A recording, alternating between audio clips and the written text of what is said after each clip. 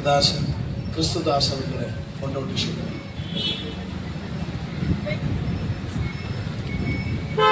ചാരത്തും ദൂരത്തുമായി ഞങ്ങളുടെ ശബ്ദം ശ്രവിക്കുന്ന എല്ലാ മാന്യ ശ്രോതാക്കൾക്കും ഞങ്ങളുടെ സ്നേഹ വന്ദനങ്ങൾ അറിയിക്കുകയാണ്. ഈ കവലയിൽ കൂടിയിരിക്കുന്ന എല്ലാ പ്രിയപ്പെട്ടവരെ ഞങ്ങൾ വന്ദനം ചെയ്യുകയാണ്. മനോഹരമായിരിക്കുന്ന ഒരു ലഘു നാടകത്തിൽ കൂടി നമ്മുടെ സമൂഹത്തിൽ സംഭവിക്കുന്ന വിപത്തിനെ കുറിച്ചുള്ള ഒരു ലഘു സന്ദേശം ഇവിടെ അവതരിപ്പിക്കുവാനിടയായിത്തീർന്നു. ഇന്ന് മനുഷ്യന്റെ സംസ്കാരം വളരെ വളർന്നുകൊണ്ടിരിക്കുന്ന ഈ കാലഘട്ടത്തിൽ സമൂഹത്തിന്റെ വിപത്തായി മാറ്റപ്പെട്ടുകൊണ്ടിരിക്കുന്ന ലഹരി എന്ന മാരക വിഷയത്തെക്കുറിച്ച് ബോധവൽക്കരണം നൽകുക എന്നതാണ് ഞങ്ങളുടെ പ്രധാന ദൗത്യം. ഈ സന്ദേശം പറയുമ്പോൾ ഞങ്ങൾക്ക് സന്തോഷകരമായിട്ടുള്ള ഒരു കാര്യം, ഞങ്ങൾ ഒരു കാലഘട്ടത്തിൽ ലഹരിക്ക് അടിമയായിരുന്നവരായിരുന്നു, സമൂഹത്തിന്റെ വിപത്തുകളായി മാറ്റപ്പെട്ടവരായിരുന്നു. വീട്ടിലും നാട്ടിലും സമാധാനമോ സന്തോഷമോ ഒന്നും നൽകാതെ ജീവിതത്തിൽ ലക്ഷ്യമില്ലാതെ യാത്ര ചെയ്തവരായിരുന്നു. അവിടുന്ന് നല്ലൊരു ലക്ഷ്യത്തോട് ജീവിപ്പാൻ തക്കവണ്ണം ലഹരിയില്ലാത്ത, മദ്യമില്ലാത്ത, സിഗരറ്റില്ലാത്ത ഒരു ജീവിതം കെട്ടിപ്പടുക്കുവാൻ ഞങ്ങൾക്ക് കഴിഞ്ഞു എന്ന ചാരിതാർത്ഥ്യത്തോടു കൂടിയാണ് ഞങ്ങളിവിടെ ആയിരിക്കുന്നത്. ഇന്ന് മനുഷ്യൻ സമാധാനമില്ലാതെ ജീവിക്കുന്നൊരു കാലഘട്ടത്തിലാണ് എത്തിച്ചേർന്ന് നിൽക്കുന്നത്. നമുക്കറിയാം, മദ്യവും മയക്കുമരുന്നിന്റെ ഉപയോഗം കഴിഞ്ഞ കാലഘട്ടങ്ങളെക്കാൾ ഏറെ വർദ്ധിച്ചിരിക്കുന്ന ഒരു കാലഘട്ടത്തിലാണ് ഞാനും നിങ്ങൾ നിൽക്കുന്നത്. മദ്യപിക്കുന്നവരുടെ എണ്ണം വർദ്ധിക്കുന്നു. ലഹരി വസ്തുക്കളുടെ ഉപയോഗം അമിതമായി വർദ്ധിച്ചുകൊണ്ടിരിക്കുന്ന സാമൂഹിക വിപത്തിന്റെ വലിയൊരു കാലഘട്ടത്തിൽ ലഹരി നമ്മുടെ ജീവിതത്തിൽ വരുത്തുന്ന വിപത്തുകളെ കുറിച്ച് നമ്മൾ അറിയാതെ പോകരുത് എന്ന് മനസ്സിലാക്കിയിട്ടാണ് ഞങ്ങൾ ഈ സന്ദേശവുമായി നിൽക്കുന്നത്. മദ്യപാനത്തിന്റെയും ലഹരിയുടെ ഉപയോഗവും പ്രായഭേദ വ്യത്യാസമന്യേ വളരെയധികം വർദ്ധിച്ചിരിക്കുന്ന ഒരു കാലഘട്ടത്തിൽ മദ്യത്തിൽ നിന്ന് എങ്ങനെ വിമുക്തി നേടാൻ കഴിയുമെന്ന്, ലഹരിയിൽ നിന്ന് എങ്ങനെ മോചനം നേടാൻ കഴിയുമെന്ന് ഒരു ലഘു സന്ദേശം ഒരുപക്ഷെ നിങ്ങളുടെ അനുജന്റെ പ്രായമുള്ള, നിങ്ങളുടെ ജ്യേഷ്ഠന്റെ പ്രായമുള്ള, നിങ്ങളുടെ മകന്റെ പ്രായമുള്ള ഞാൻ ഈ കവലയിൽ നിന്ന് പ്രസംഗിക്കുമ്പോൾ നിങ്ങളുടെ ജീവിതത്തിന്റെ അല്പനിമിഷം ഞാൻ സ്വാഗതം ചെയ്യുകയാണ്. ഒരു 10-30 വർഷങ്ങൾക്ക് മുമ്പ് മദ്യപിക്കുന്നവരുടെ പ്രായം 40 വയസ്സിന് മുകളിലായിരുന്നുവെങ്കിൽ ഇന്ന് ഈ കാലഘട്ടത്തിൽ മദ്യപിക്കുന്നവരുടെ പ്രായം 40-ൽ നിന്ന് 35-ലേക്ക്, 35-30-ലേക്കും, 30-ൽ നിന്നും 25-ലേക്കും, 25-ൽ നിന്നും 20-ലേക്കും, എന്തിനേറെ പറയുന്നു, സ്കൂൾ കലാലയങ്ങളിൽ പഠിക്കുന്ന വിദ്യാർത്ഥികൾ ലഹരിക്ക് അടിമയാണ് എന്ന യാഥാർത്ഥ്യം ഞങ്ങളെപ്പോലുള്ള പ്രഭാഷകർ മാത്രമല്ല, ഇവിടത്തെ സകല വാർത്താ മാധ്യമങ്ങളും വാദോരാതെ പ്രസ്താവിച്ചൊരു കാര്യമാണ്. സ്കൂൾ വിദ്യാർത്ഥികളും കലാലയങ്ങളിൽ പഠിക്കുന്നവരും ലഹരി ഉപയോഗിക്കുന്നു എന്ന യാഥാർത്ഥ്യം. ഏകദേശം 20 വർഷങ്ങൾക്ക് മുമ്പ് അരുവിക്കര LP സ്കൂളിന്റെ PTA പ്രസിഡന്റായിട്ട് സേവനമനുഷ്ഠിക്കുവാൻ എനിക്കൊരു അവസരം ലഭിച്ചു. അതിന്റെ പ്രവർത്തന കാലഘട്ടത്തിൽ ഇരിക്കുമ്പോൾ സാമൂഹിക പ്രവർത്തനവുമായിട്ട് വെള്ളനാട് മിത്രയിലുള്ള കരുണാസായി ഡി അഡിക്ഷൻ സെന്ററിലെ മധുജൻ സാറുമായിട്ട് സംസാരിച്ചപ്പോൾ അദ്ദേഹം പറഞ്ഞൊരു വാർത്ത, LP സ്കൂളിൽ പഠിക്കുന്ന ഒരു കുട്ടിയെ ഡി അഡിക്ഷൻ സെന്ററിൽ അഡ്മിറ്റ് ചെയ്തിരിക്കുന്നു എന്ന വാർത്ത കേട്ടപ്പോൾ ഞെട്ടിപ്പോയി. 4ാം ക്ലാസ്സിന് താഴെ പഠിക്കുന്ന ഒരു കുട്ടി ലഹരി ഉപയോഗിക്കുന്നു എന്ന വാർത്ത വളരെ വേദനാജനകമായിരിക്കുന്ന ഒരു വാർത്തയാണ്. ഇത് നമ്മുടെ സ്കൂളുകളിലും കലാലയങ്ങളിലും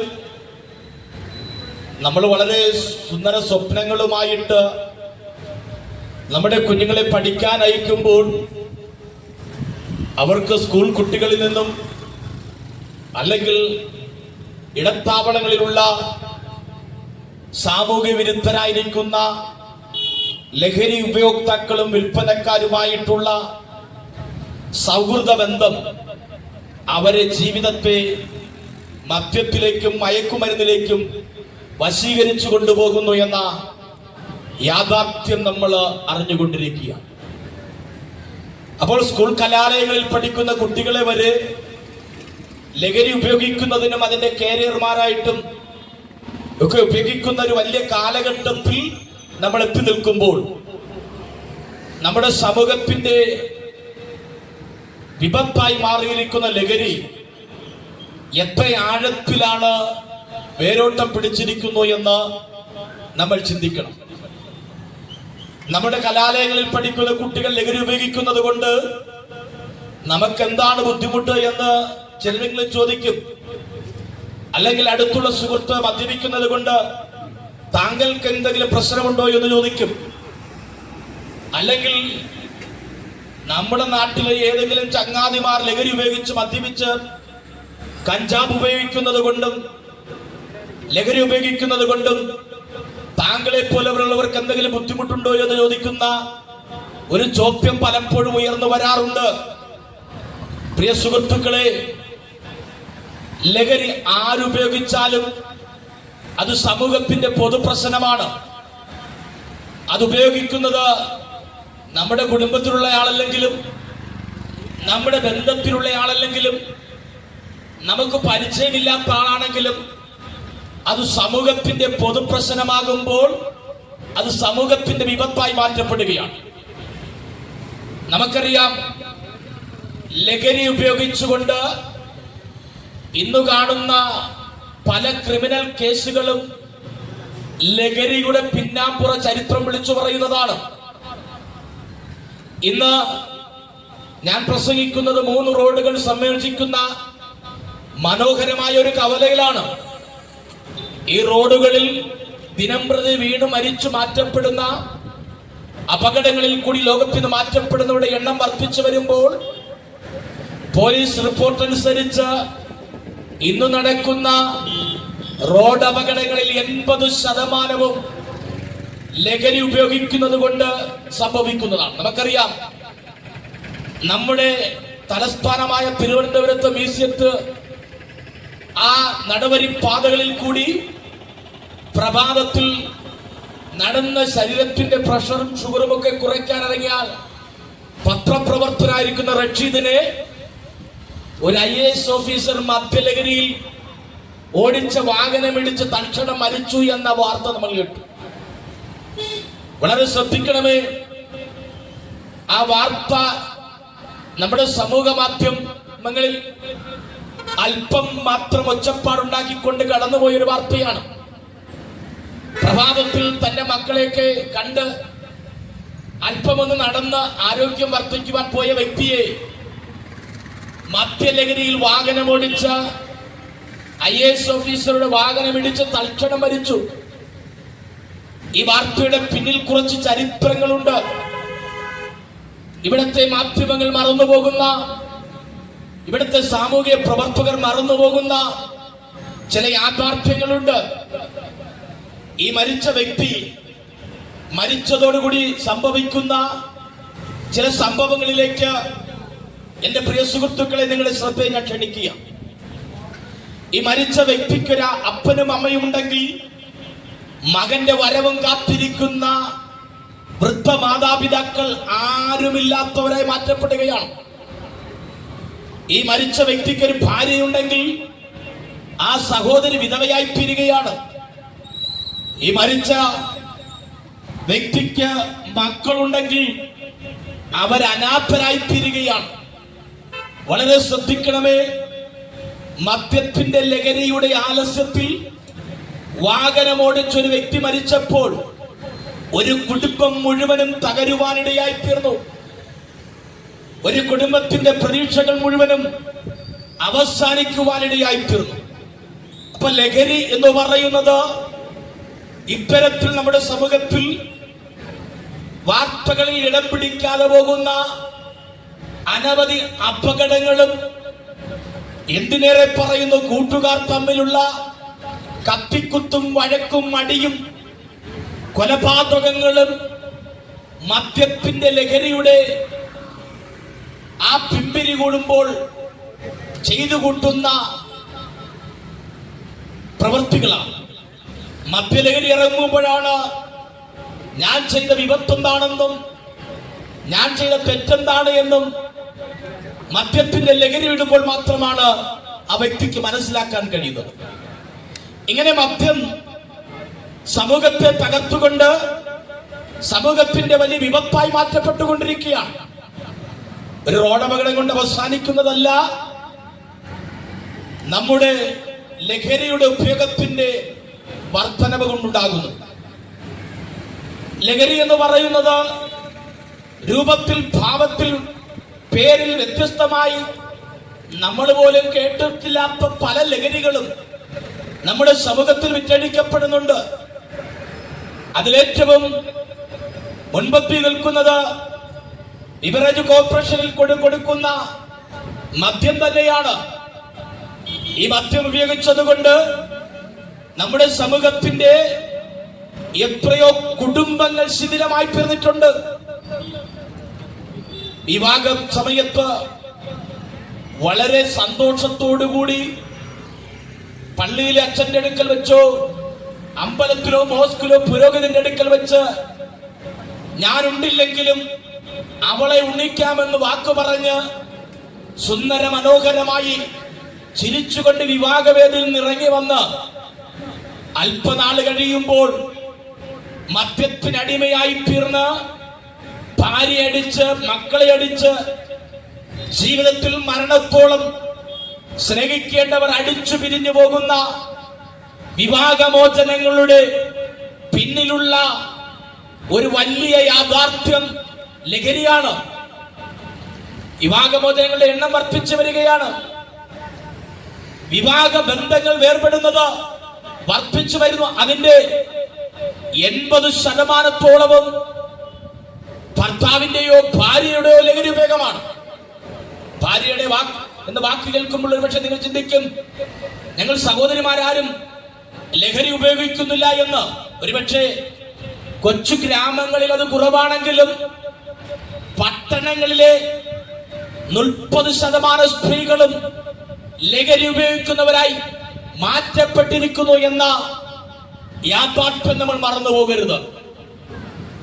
വിവാഹമോചനങ്ങളുടെ പിന്നിൽ ലഹരിയുടെ മാസ്മരികമായിരിക്കുന്ന ഒരു വശീകരണ ശക്തിയുണ്ട്. മദ്യം കടന്നു ചെല്ലുന്നിടത്ത്, മയക്കുമരുന്ന് കടന്നു ചെല്ലുന്നിടത്ത് സമാധാനമോ സന്തോഷമോ ആ കുടുംബങ്ങളിൽ നിന്ന് പടിയിറങ്ങി പോകുകയും പിന്നെ കലഹവും അടിയും അക്രമവും കലുഷിതമായ ജീവിതവും മുന്നോട്ട് പോകുവാൻ കഴിയാതെ ഭർത്താവിനെ ഉപേക്ഷിച്ചു പോകുന്ന സ്ത്രീകളുടെ എണ്ണം വർദ്ധിച്ചു വരികയാണ്. അതിൽ കഴിഞ്ഞ ദിവസത്തെ വാർത്തകൾ കേട്ടപ്പോൾ ചിരിക്കണമോ കരയണമോ എന്നറിയാൻ കഴിയാത്ത ചില വാർത്തകളുണ്ട്. 55 വയസ്സായ അമ്മച്ചി 18 വയസ്സുകാരനായ ചെറുപ്പക്കാരനോട് ഒളിച്ചോടി പോകുന്നു. നേരെ തിരിച്ചും സംഭവിക്കുന്നു. 15, 16, 17 വയസ്സ് പ്രായമുള്ള പെൺകുട്ടി 60 വയസ്സുകാരന്റെ കൂടെ ഒളിച്ചോടി പോകുന്നു. നമ്മുടെ സമൂഹത്തിന്റെ ശിഥിലീകരണമല്ലേ ഇത്? നമ്മുടെ സമൂഹം തകരുന്നതിന്റെ കാഴ്ചകളല്ലേ നാം കാണുന്നത്? മദ്യം നമ്മുടെ സമൂഹത്തെ തകർത്ത് മാറ്റപ്പെടുമ്പോൾ വിവാഹമോചനങ്ങൾ ധാരാളം വർദ്ധിച്ചു വരുന്ന കുടുംബ കോടതികളിൽ കേസുകൾ കെട്ടിക്കിടക്കുകയാണ്. അങ്ങനെ വിവാഹമോചനങ്ങൾ ഇവിടെ വർദ്ധിക്കുമ്പോൾ അത് നമ്മുടെ സമൂഹത്തിന്റെ വലിയൊരു വിപത്തായി മാറ്റപ്പെടുകയാണ്. നാം നേരത്തെ കണ്ട സ്കിറ്റിൽ കണ്ടതുപോലെ അമ്മയും അപ്പനും ചേർന്ന് മക്കളെ മാതൃകാപരമായി വളർത്തേണ്ടതിന് പകരം അപ്പനൊരിടത്ത് അമ്മയൊരിടത്തുന്ന അവസ്ഥ വരുമ്പോൾ, മക്കൾക്ക് ചോദിക്കാനും പറയാനും ആരുമില്ലാതെ വരുമ്പോൾ അവർ കാണുന്ന ആശ്വാസം എന്ന് പറയുന്നത് കൂട്ടുകാരാണ്. ഇന്നത്തെ കൂട്ടുകാർ മദ്യത്തിന്റെയും ലഹരിയുടെയും കൂട്ടുകാരാണ്. അവരറിയാതെ ലഹരിയിലേക്ക് വീണുപോകുമ്പോൾ കുടുംബ തകർച്ചകൾ നമ്മുടെ സമൂഹത്തിന്റെ വലിയൊരു വിപത്തായി മാറ്റപ്പെട്ടുകൊണ്ടിരിക്കുകയാണ്. എത്രയോ കുടുംബങ്ങൾ തകർന്നു, എത്രയോ ജീവിതങ്ങൾ നശിച്ചുപോയി. ഇതിന്റെ എല്ലാം പിന്നിൽ ലഹരി എന്ന് പറയുന്ന, മദ്യമെന്ന് പറയുന്ന, മയക്കുമരുന്നെന്ന് പറയുന്ന ഒരു പ്രതിഭാസം ഒളിഞ്ഞുകിടപ്പുണ്ട്. വിവിധ ഭാഷയിലും പേരിലും രൂപത്തിലുമൊക്കെ ലഭിക്കുന്ന മദ്യവും മയക്കുമരുന്നും കഞ്ചാവും നമ്മുടെ സമൂഹത്തിൽ ധാരാളം വിറ്റഴിക്കപ്പെടുകയാണ്. അത്തരത്തിൽ ഏറെക്കുറെ നൂതനമെന്നറിയപ്പെടുന്ന MDMA എന്ന് പറയുന്ന ലഹരി വസ്തു നമ്മുടെ സമൂഹത്തിൽ ഇന്ന് ധാരാളം പേർ ഉപയോഗിക്കാൻ തുടങ്ങി. ഇത് കോളേജ് കുമാരന്മാരുടെയും കുമാരിമാരുടെയും ഒക്കെ ഇഷ്ടപ്പെട്ട ലഹരിയായി തീർന്നു. MDMA എന്തുകൊണ്ട് ഇത്രത്തോളം യൗവനക്കാരെ സ്വാധീനിച്ചു എന്ന് ചോദിച്ചാൽ, MDMA എന്ന് പറയുന്ന ലഹരി ഉപയോഗിച്ചാൽ ആർക്കും മണം കൊണ്ടോ അല്ലെങ്കിൽ പെട്ടെന്നൊന്നും ആർക്കും തിരിച്ചറിയാൻ കഴിയത്തില്ല. MDMA ഉപയോഗിക്കുന്നത് കൊണ്ട് ഒരു മണമോ അങ്ങനെയുള്ള ഏതൊരു സംഭവങ്ങളുമില്ല. പക്ഷേ ഇതുപയോഗിച്ചൊരു ഉന്മാദ ലഹരിയിൽ താൻ ആരെന്ന് മറന്നുകൊണ്ട് ജീവിക്കുന്ന ഒരു പ്രതിഭാസത്തിലേക്ക് എത്തിച്ചേരും. MDMA എന്ന് പറയുന്ന ഈ ലഹരി സ്ഥിരമായി ഉപയോഗിച്ചു കഴിഞ്ഞാൽ ഉണ്ടാകുന്ന ദൂഷ്യവശങ്ങളെ കുറിച്ച് വളരെ ചുരുക്കമായി പറഞ്ഞ് എന്റെ വാക്കുകൾ മുന്നോട്ട് പോകാൻ ആഗ്രഹിക്കുക. MDMA എന്ന് പറയുന്ന ഈ പൊടി സ്ഥിരമായി ഉപയോഗിച്ചു കഴിഞ്ഞാൽ നമ്മുടെ സുന്ദരന്മാരായിരിക്കുന്ന കോളേജ് കുമാരന്മാരും കുമാരിമാരും, രാവിലെ പ്രഭാതത്തിൽ എന്നും പല്ല് തേക്കുന്നവര്, കണ്ണാടി നോക്കിയാണെങ്കിൽ സ്ഥിരമായിട്ട് MDMA ഉപയോഗിക്കുന്നവർ ഒരു പ്രഭാതത്തിൽ ഞെട്ടിപ്പേടിക്കുവാൻ സാധ്യതയുണ്ട്. കാരണം MDMA സ്ഥിരമായി ഉപയോഗിച്ചു കഴിഞ്ഞാൽ പല്ലുകൾ പൊടിഞ്ഞു പോകുവാനിടയായിത്തീരും. MDMA സ്ഥിരമായി ഉപയോഗിച്ചു കഴിഞ്ഞാൽ എല്ലുകളുടെ ബലം നഷ്ടപ്പെട്ട് ആരോഗ്യഹീനരായി മാറ്റപ്പെടും. അപ്പോൾ ഇതിന്റെ ഉപയോഗത്തിന്റെ ആദ്യത്തെ ഭവിഷ്യത്ത് എന്ന് പറയുന്നത് പല്ലിന്റെയും എല്ലിന്റെയും നിറവും ബലവും കെടുത്തി ആരോഗ്യഹീനരാക്കി മാറ്റുകയാണ്. എന്നാൽ ഡോക്ടർമാർ പറയുന്നു സ്ഥിരമായി ഉപയോഗിച്ചാൽ അത്രയൊന്നും പോകത്തില്ല. അതിനു മുമ്പ് നമ്മുടെ ഇടയിൽ ജന്നി ചുഴലി എന്നൊക്കെ പറയുന്നത് പോലെ ഈ MDMA ഉപയോഗിച്ചു കഴിഞ്ഞാൽ വായ്ക്കകത്തു നുരയും പതയും വന്ന് ഒരു അപസ്മാര രോഗിയെ പോലെ മാറ്റപ്പെടുവാനിടയായിട്ട്.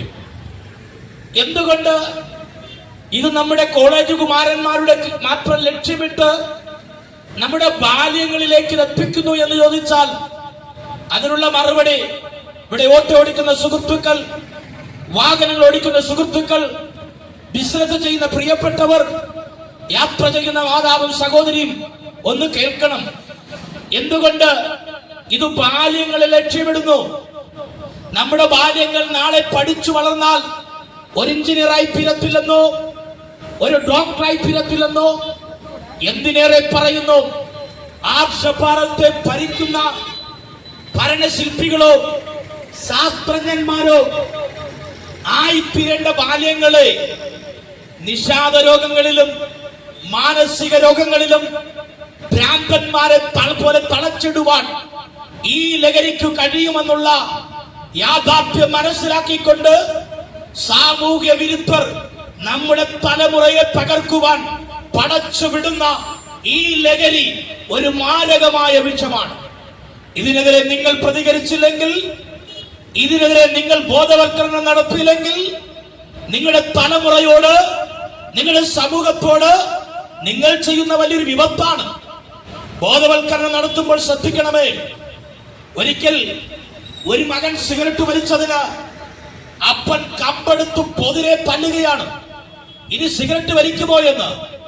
അടിയുടെ ഓരോ ഇടയിലും അപ്പന്റെ വായ്ക്കകത്തിരിക്കുന്ന സിഗരറ്റ് എടുത്ത് പുകച്ചിട്ട് മകനെ അടിച്ചുകൊണ്ടിരിക്കുക. ആ മകൻ പഠിക്കുന്ന ഒരു പാഠമുണ്ട്. സിഗരറ്റ് വലിക്കുന്നത് കുഴപ്പമില്ല, പക്ഷേ പ്രായമാകുമ്പോൾ മക്കളെ അടിച്ചാൽ മതി. എന്റെ പ്രിയ സുഹൃത്തെ, മദ്യത്തെ കുറിച്ചും ലഹരിയെ കുറിച്ചും ബോധവൽക്കരണം നൽകുന്ന, സമൂഹത്തെ പഠിപ്പിക്കുന്നത് നല്ലതാണ്. പക്ഷേ അതിൽ നിന്ന് വിമോചനം നേടിയിട്ട് വേണം പഠിപ്പിക്കുവാൻ. നിങ്ങൾ ശ്രദ്ധിക്കൂ. പലരും പറയും, എടാ നീ പുരുഷനാണെങ്കിൽ ഒരു ബെക്ക് മദ്യമടിക്ക്, ഒരു കുപ്പി അടിക്ക് എന്ന് പറഞ്ഞുകൊണ്ട് പുരുഷത്വം തെളിയിക്കുന്ന ധാരാളം പേരുണ്ട്. പക്ഷേ ഈ കവലയിൽ നിന്ന് ഞാൻ വെല്ലുവിളിക്കുകയാണ്. നിങ്ങളുടെ പുരുഷത്വം തെളിയിക്കുന്നത് മദ്യപിക്കാത്ത, സിഗരറ്റ് വലിക്കാത്ത ഒരു ജീവിതം സമൂഹത്തിന്റെ മുമ്പിൽ മാതൃക കാട്ടിക്കൊണ്ടായിരിക്കണം നിങ്ങൾ ജീവിതം മുന്നോട്ട് നയിക്കേണ്ടത്. അതിൽ ഞങ്ങൾ കൃതാർത്ഥരാണ്. ഇവിടെ പ്രസംഗിക്കുന്ന ഞാൻ, ഇവിടെ സ്കിറ്റ് കളിച്ച നിങ്ങളുടെ സുഹൃത്തുക്കൾ, എന്തിനേറെ പറയുന്നു, ഇവിടെ പാട്ടുപാടിയ ജയശങ്കർ, ഇവരെല്ലാം ഒരു കാലഘട്ടത്തിൽ മദ്യത്തിന് അടിമയായിരുന്നു, ഒരു കാലഘട്ടത്തിൽ ലഹരിക്ക് അടിമയായിരുന്നു. ഞങ്ങൾ സാമൂഹ്യ വിരുദ്ധരായിരുന്നു, കൂലിത്തലിനും കൊട്ടേഷനും മുന്നിൽ നിന്നവരായിരുന്നു.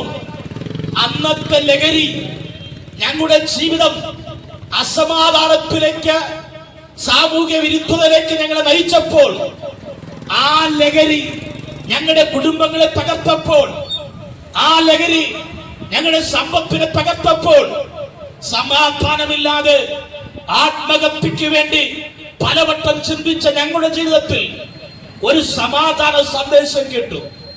ആ സന്ദേശം ഈ കവലയിൽ കൈമാറി എന്റെ വാക്കുകൾക്ക് വിരാമമിടുകയാണ്. ഞങ്ങളെ ആർക്കും വേണ്ടായിരുന്നു. ഞങ്ങൾക്ക് ആശ്വാസ വാക്ക് പറയുവാൻ ആരുമില്ലായിരുന്നു. ഞങ്ങളുടെ പോക്ക് കണ്ടിട്ട് ഇവനെത്രയും പെട്ടെന്ന് ചത്തു കഴിഞ്ഞാൽ അത്രയും നല്ലതെന്ന് ശപിച്ച ധാരാളം പേരുണ്ടായിരുന്നു.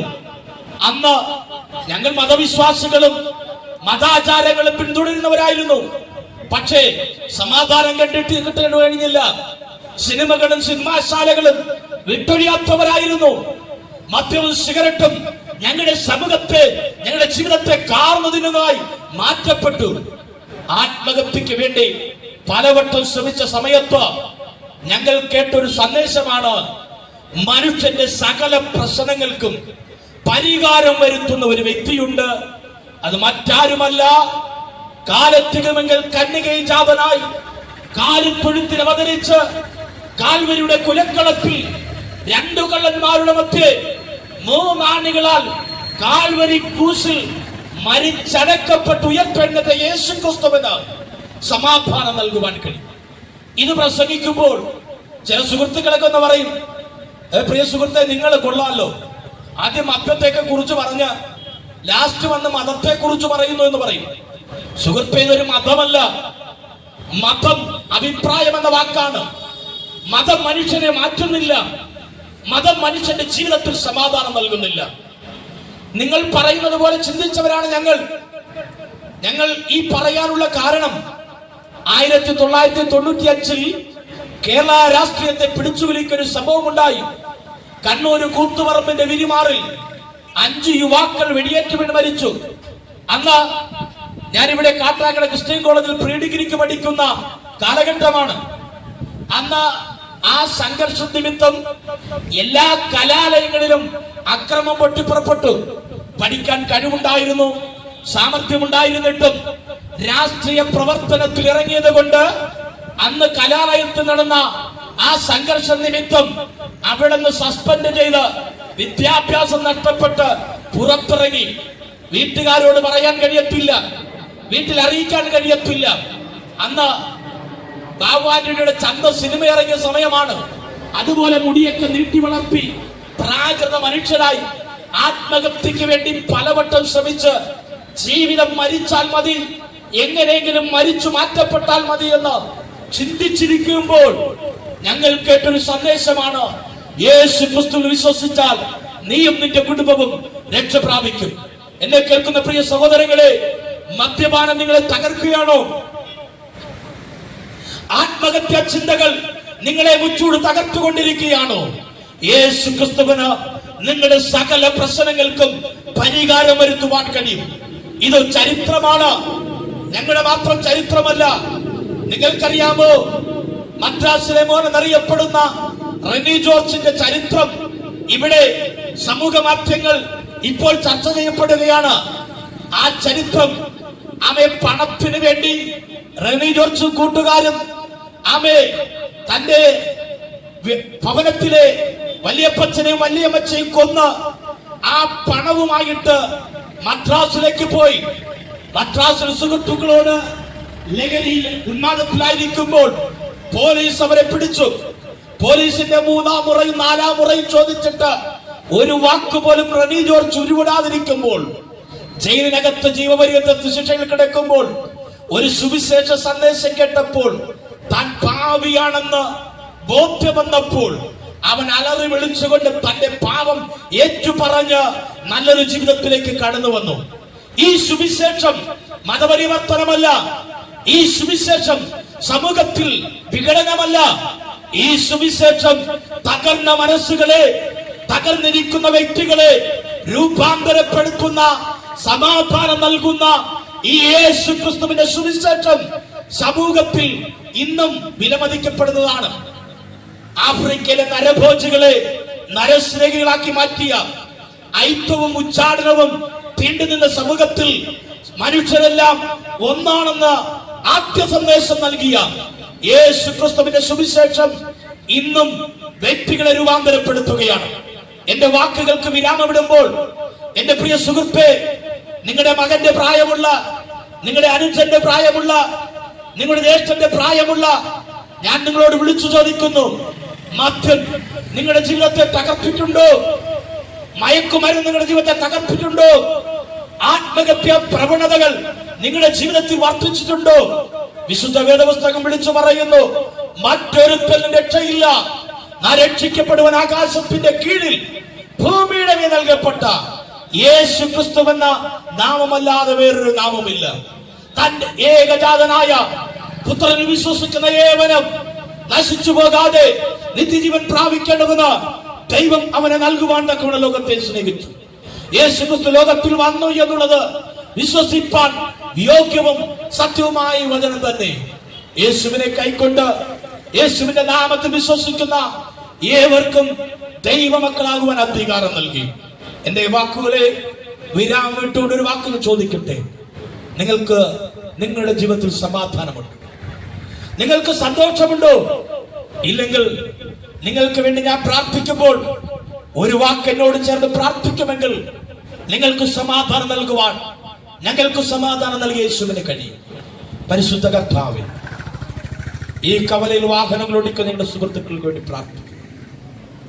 ഈ കവലയിൽ ബിസിനസ് ചെയ്യുന്ന പ്രിയപ്പെട്ടവർക്ക് വേണ്ടി പ്രാർത്ഥിക്കും. യാത്രക്കാരായി കടന്നു വന്നിരിക്കുന്ന എല്ലാ പ്രിയപ്പെട്ടവർക്കായി ഞങ്ങൾ പ്രാർത്ഥിക്കും. ആരുടെയെങ്കിലും ജീവിതത്തിൽ സമാധാനമില്ലെങ്കിൽ, ആരുടെയും ജീവിതത്തിൽ സന്തോഷമില്ലെങ്കിൽ, സമാധാനവും സന്തോഷവും അവിടെ നൽകണമെന്ന് പ്രാർത്ഥിക്കും. മദ്യത്തിനും മയക്കുമരുന്നിനും ആരെങ്കിലും അടിമയാണെങ്കിൽ അവർ യേശുവിന്റെ നാമത്തിൽ സ്വാതന്ത്ര്യം പ്രാപിപ്പാൻ പ്രാർത്ഥിക്കും. ഞങ്ങളോടൊപ്പമായിരിക്കുന്ന ദൈവദാസന്മാർ കടന്നു വന്നിരിക്കുന്ന എല്ലാ പ്രിയപ്പെട്ടവരെ അനുഗ്രഹിക്കും. യേശുവിൻ നാം തന്നെ.